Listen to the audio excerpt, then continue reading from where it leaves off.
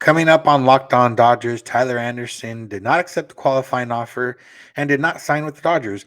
We'll get into that and what that means. The Dodgers were also linked to Justin Verlander, which could come on the heel or could work in with the news of Tyler Anderson not coming back. And the Dodgers added some players to the 40-man roster to protect them from the Rule 5 draft. So we'll get into all that. That's what's on tap. So make sure to keep it locked on Dodgers. You are Locked On Dodgers, your daily Los Angeles Dodgers podcast. Part of the Locked On Podcast Network, your team every day.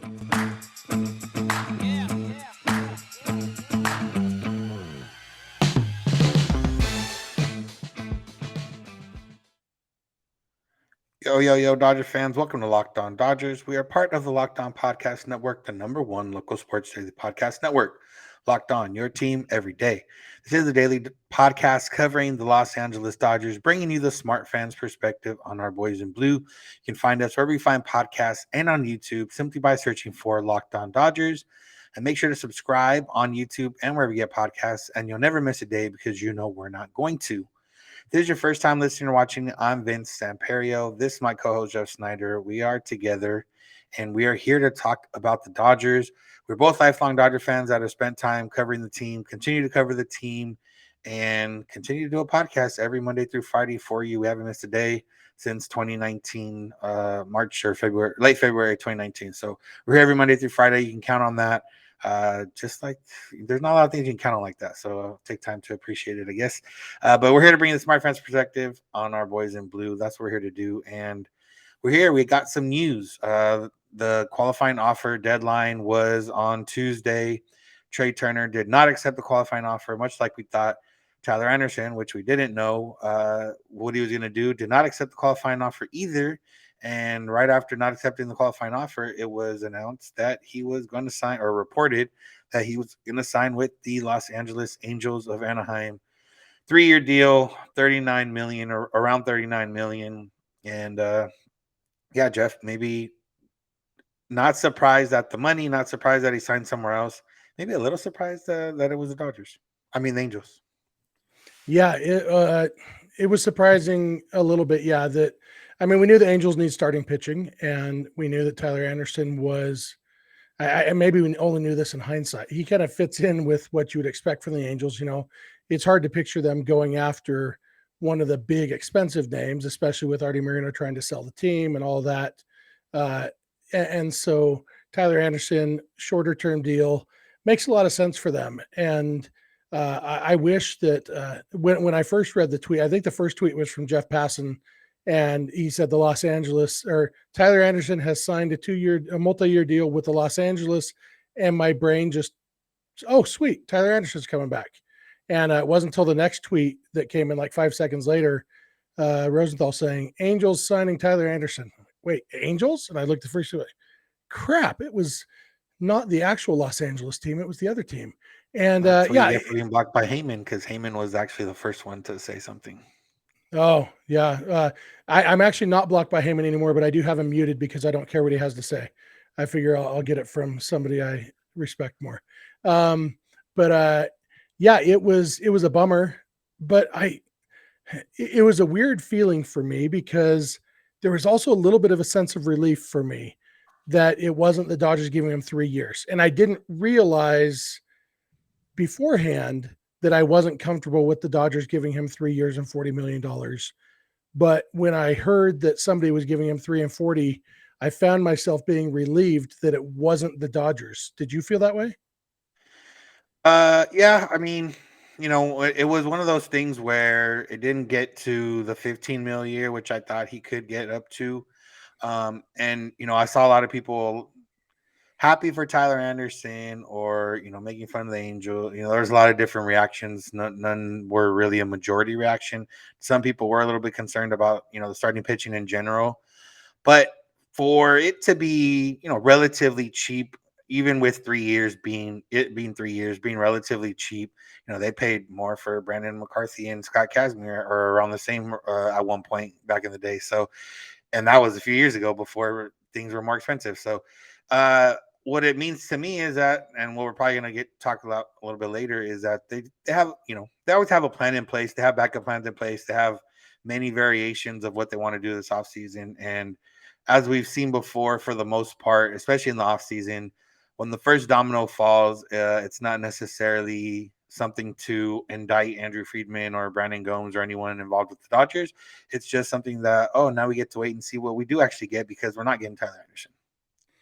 Yeah, and you have to. I mean, they recognize that starting pitching is an area of need.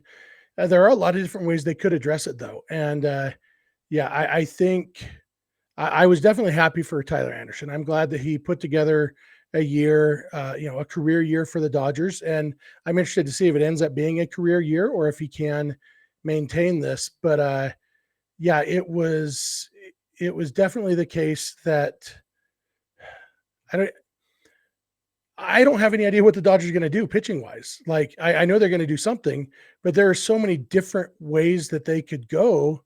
And Tyler Anderson, if he had just accepted the qualifying offer, that would have kind of steered the decision. I think I kind of framed it that way last night, that, Tyler Anderson's decision will have an impact on what the Dodgers do the rest of the time, because if they have Anderson, that's one less hole in the starting rotation. I mean, because even without Anderson, they've got Julio, they've got Kershaw, they've got Gonsolin and May.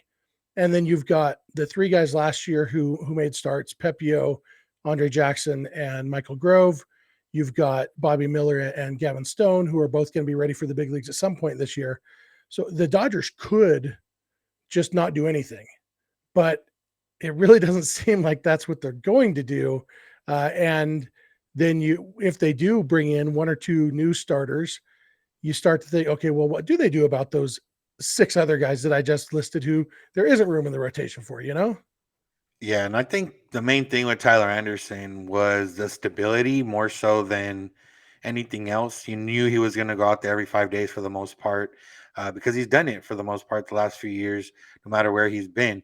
And without him, it doesn't really change the bottom line. The Dodgers are still going to win, 90, 95, 100 games, wherever they're at.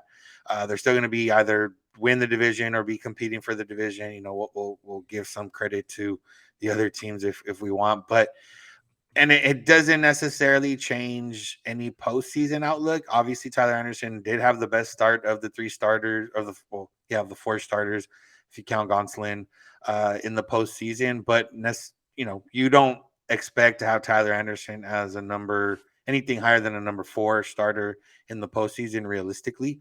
So it doesn't change too much on the overall outcome. And this is like some of the stuff we've seen in the past when Jock they let Jock walk, they let Kike walk, and they've let these other guys walk. It doesn't change the day-to-day outcome for the most part with the depth.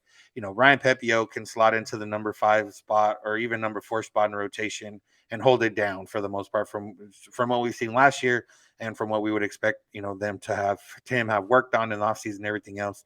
But what Tyler Anderson did bring was that stability.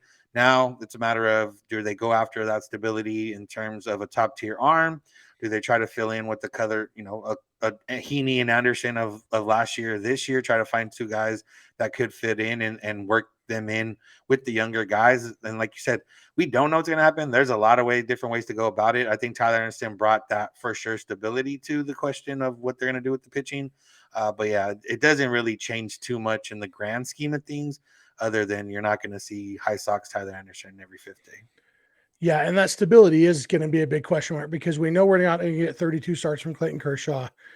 We know, well, we don't know, but Dustin May and Tony Gonsolin, the question marks they have relate to health more than ability. And so, yeah, that stability, and that's when you look at some of the guys, which I think we'll talk about in the next segment, some of the possible replacements for Anderson.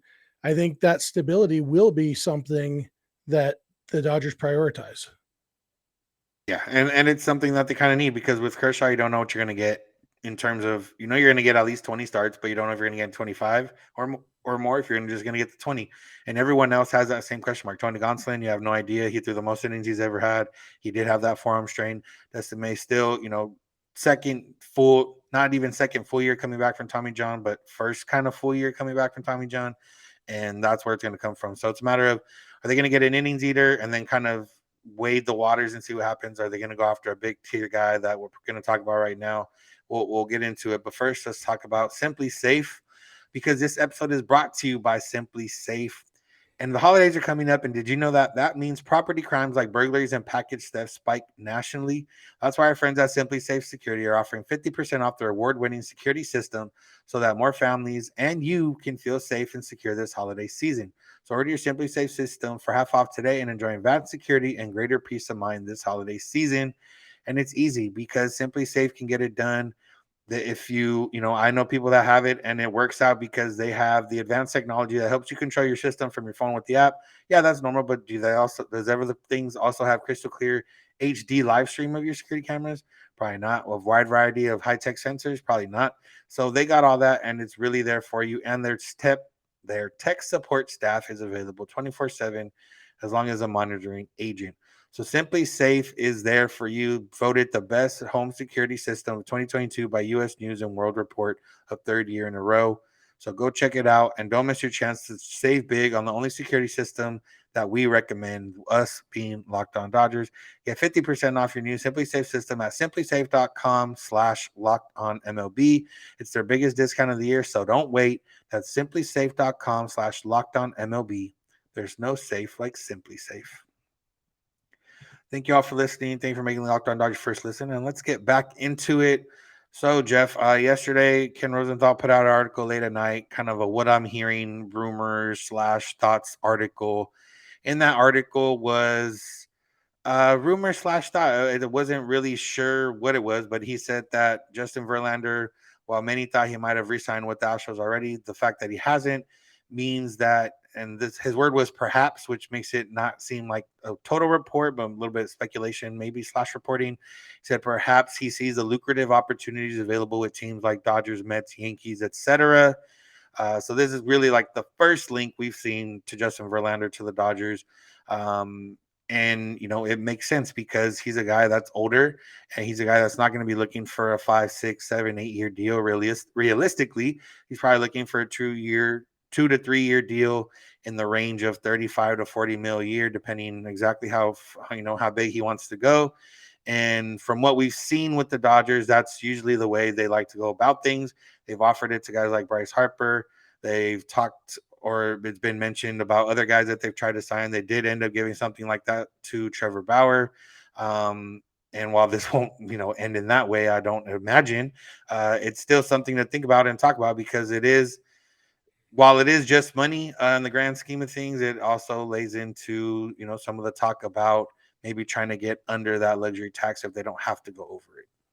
Yeah, and the Dodgers definitely have gone with that approach of short-term, high-dollar contracts, or at least contract offers. The one thing they haven't done is go that route with the guy who's 40 years old. And that's going to be the big question here because, yeah, they say there's no such thing as a bad one-year contract because you're only stuck in it for 1 year. Every year you add on to that, it starts to be more and more such thing as a bad contract. And so as good as Justin Verlander was this year, and, we thought Justin Verlander's career was dying in 2015. His velocity was down, his effectiveness was down, and then he rejuvenated his career and, is about to win another Cy Young Award. I think his second one since we thought his career was over. And so it wouldn't make sense to doubt or to think that Verlander's career is over, but I'm not sure that I would be willing to bet that he has 3 years left. And it would be one thing if it was a Tyler Anderson kind of contract. Yeah, we'll give you 3 years, $13 million a year, but this is 3 years of big money. And even the Dodgers who print money, $40 million or something a year for a guy in his through age 42, that's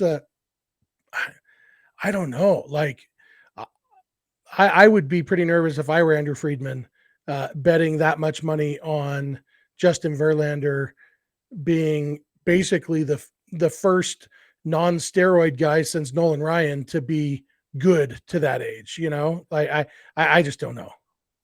Yeah, and it's one of those where do you pay for like the first year and then you have to overpay for maybe year 2 and 3 and you just kind of bite the bullet? Is Justin Verlander that guy? Also, just in general, like he was on that 2017 team. He had to have known what was going on. He did, essentially kind of brush it off in a sense, and hasn't really talked about it or been, an advocate against it too. And that's another part that they'll factor into it.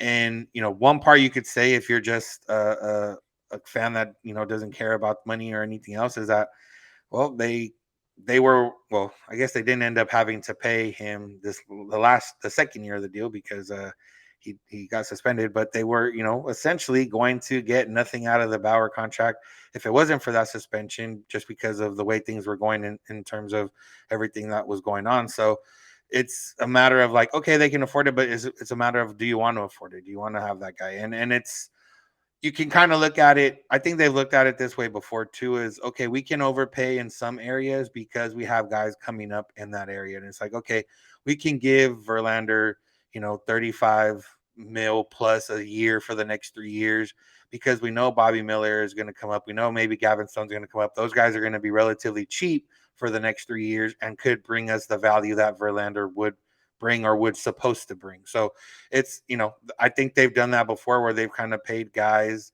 a little bit more than they needed to, knowing that they were going to have, it's kind of like the NFL, where if you have a really good quarterback on a rookie deal, you can spend more around him because you have that money. And then when it comes down to it, you have a better team. And I think that's kind of what they could look at it too. But I think if you're going to spend that much money, you might as well try to go get after Jacob DeGrom and hope that he stays healthy.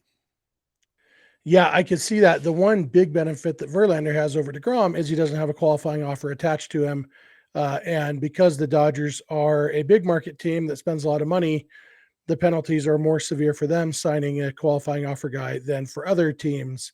The Dodgers would lose their second and fifth draft picks and $1 million from their international bonus pool, which is those are real penalties, especially with, as well as the Dodgers draft and develop players, losing 2 draft picks.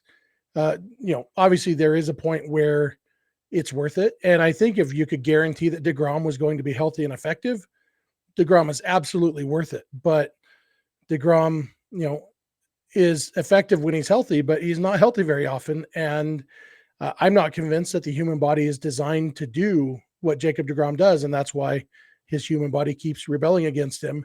And so, we talked in the first segment about stability. And, Jacob DeGrom, I don't think brings you that stability and confidence. And, the one good thing is the Dodgers can make the playoffs, probably even win their division, even if, we saw this year, their opening day starter pitched 12 games and wasn't very good in most of them, and they won 111 games. The Dodgers are going to have a very good team, and it's just a matter of, okay, whoever we sign, whether it's DeGrom or Verlander, even if he doesn't give us a full season, can he be healthy in the postseason, and effective? But one thing we learned in 2022 is that betting on guys getting healthy in time for the postseason, sometimes they don't, and sometimes they, it doesn't work out that way. And yeah, I don't know, like, there's part of me that really doesn't like the idea of giving up the draft picks and the international bonus pool to sign. Uh, you know, it's why I've kind of soured on the Carlos Rodon idea. I don't think Rodon is good enough to make me feel good about giving him a crap load of money and the penalties that come along with that. DeGrom, I'd probably be okay with it, but something about Verlander, even with all the baggage he has, I don't know if there should be a difference in my mind, because he wasn't actually one of the ones cheating. He was just one of the guys who knew about the cheating and didn't do anything about it. Uh, so maybe that's drawing a line that doesn't exist, but I don't know. The not having the qualifying offer appeals to me about him. Yeah, and I think the bonus pool money is kind of the real important thing when it comes down to, do you want to sign someone that has a qualifying offer attached, because you're getting a draft pick for Tyler Anderson, who you signed for 1 year, $8 million. They're getting a draft pick from him, and it essentially mitigates like that fifth rounder that you lose. So you're kind of giving up just a second rounder, but then that bonus pool money is also kind of, it's a big factor, because that's a lot of money for a guy. We've seen a lot of talent from, the Dominican and everywhere else, where they would sign guys from, not just for the Dodgers, but around the league. The Astros have built a rotation out of guys that they signed for pretty cheap down there, for guys that they signed for a million or less, Framber Valdez and some of those guys. So I think that does make a big deal. I think the no qualifying offer would make sense. And yeah, it's one of those things where DeGrom, you give up a second rounder, lose a little bit of money. Okay, you know that when he is healthy, he's going to be one of the best pitchers in baseball. Justin Verlander probably going to win the Cy Young tonight. Was one of the best pitchers in the American League last year. Carlos Rodon was one of the best pitchers in the National League last year, but you still can't guarantee that he's going to be that guy or be healthy. The length of the contract, I don't think that the benefit outweighs the risk there in terms of what you're losing draft pick wise and money wise. Long story short, Justin Verlander still makes sense. And, they were willing to give Max Scherzer 3 years last year. He's not as old as Verlander was, but kind of similar. And, it didn't quite go 100% well for Scherzer this year. But when he was on the mound, he was still pretty good, other than the actual postseason game. Yeah, but Scherzer is a pretty good cautionary tale about giving a huge 3-year deal to a guy at and Verlander's what 3 years older than Scherzer was last offseason, Yeah. something like that. So. Yeah. If you believe conspiracies on Twitter, Justin Verlander's here not by his own body strength, but by enhanced body strength, and that's also a risk, I guess, if you believe conspiracy theories on Twitter. Oh, So I haven't read those, but that's interesting. yeah.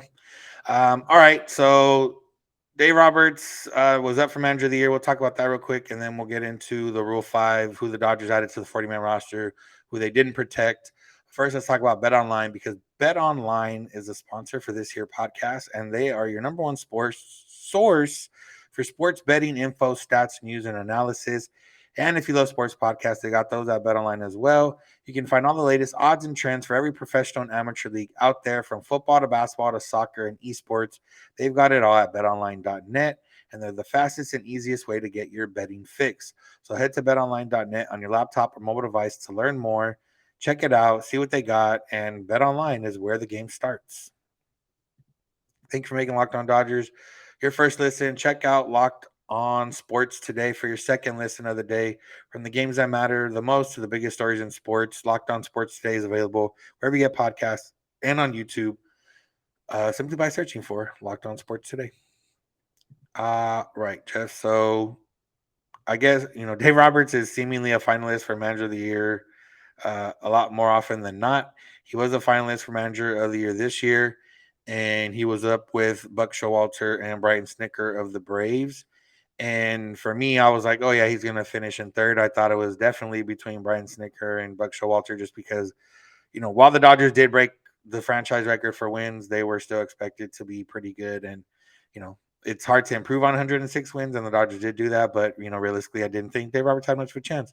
But, hey, Dave Roberts finished in second place, not that far behind Buck Showalter, not that close either, but very close in first place. And where he kind of lost it was in second place votes.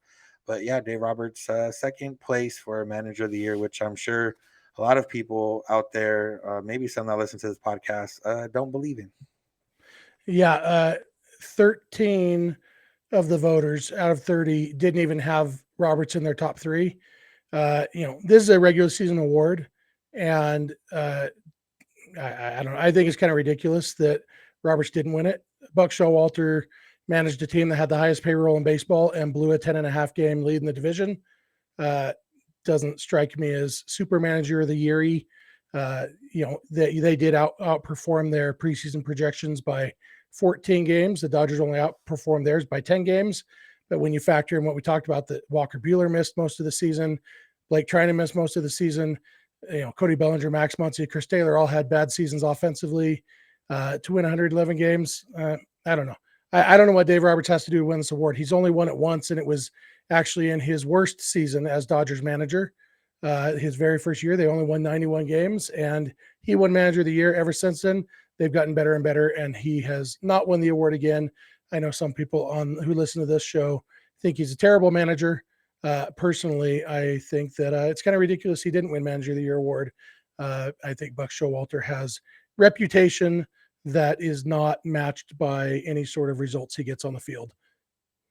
And at this point, what would Dave Roberts have to do to win it? I guess break the 130 record. wins. Yeah, 100. Yeah, that's really the only way, because if the Dodgers win 105 games next year, that he technically got worse, and it would be weird to see him win an award after the Dodgers lost more games than they did the year before. But whatever. I don't think anyone really cares about manager of the year to a certain extent. Well, even the voters don't actually Hockey. know what makes a good manager. Yeah. It's like we're all just guessing on what it means. So it's really an award they ought to just do away with since it's meaningless. Yeah. All right. So Dodgers. Yesterday was the deadline to set the 40-man rosters to protect players for the Rule 5 draft. And the Dodgers added 4 players to the 40-man roster: Diego Cartaya, Andy Pajes, and Michael uh, Bush, um, Michael Bush, and what's the last Johnny guy's name? DeLuca. Yeah, I had it in front of me and I lost it. But those are the four. Those are the 4 they added. Uh, 3 no surprises for sure in Bush, Cartaya, and Pajes. DeLuca, not so much a surprise depending how deep you have a knowledge of the Dodgers farm system. But yeah, Jeff, first let's talk about these guys that got added, and then we'll talk about any guys that potentially didn't get added that could get taken. Yeah, like you said, the 3 guys who were in their top 6 prospects were no brainers. Cartaya, Pajes, and Bush were all going to be added because they are all guys who either could hold their own playing in the big leagues next year. Because that's the thing about the Rule 5 draft. If you take a guy in the Rule 5 draft, he has to stay in the big leagues the whole next year. And so it has to be a guy who you are either comfortable playing or comfortable hiding on your roster. And I think Bush and Pajes are guys who teams could carry on their roster next year and play them and feel okay about it. Cartaya, it's really easy to hide a backup catcher or even a third catcher. And a guy of Cartaya's ability and prospect status, it would be a no-brainer. Cartaya would have been absolutely the first player taken in the Rule 5 draft if he wasn't protected. It would have been a no-brainer for all 29 other teams. Have you heard about the time when the Braves actually had to use the first pick in the Rule 5 draft to draft their own player because it was kind of a Cartaya top type player and they forgot to protect him? And luckily they had the first pick in the draft, so they had to use the first pick of the Rule 5 draft to draft their own player. It was early 90s. I'll remember the name next time you're talking, but yeah, Dodgers wouldn't have had that chance because they won't have the first pick of the Rule 5 draft. And so yeah, those guys made sense. Johnny DeLuca was interesting because he spent this last year in high A and double A, and combined between the two, he had an 888 OPS. He was actually better in double A than in high A. Had a 965 OPS in double A in 119 plate appearances. He's a guy who he's a Southern California boy. He's 24 years old. He's definitely a guy who could be a 4th outfielder on a not great major league team next year. And so, when you look at, there's a lot of gamesmanship in the Rule 5 draft. Who do we protect? And some of that is, who do we think is going to get taken? And so sometimes I think it's more interesting to look at the guys who didn't get protected than the guys who did. But DeLuca totally makes sense that a team that doesn't have a great outfield absolutely would have taken Johnny DeLuca and put him in as their 4th outfielder and hold on to him that way.